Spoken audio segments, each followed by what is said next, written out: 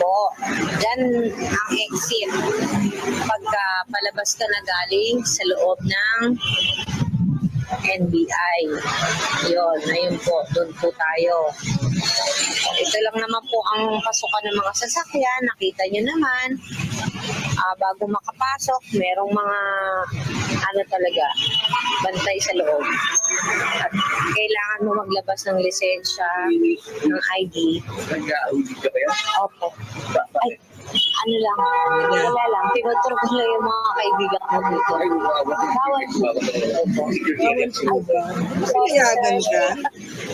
Ano po name niya, sir? Mali. Security dito. Sa security po kayo. Delia. Pay off ka lang nun. Okay po. Bye-bye po. Happy 50K.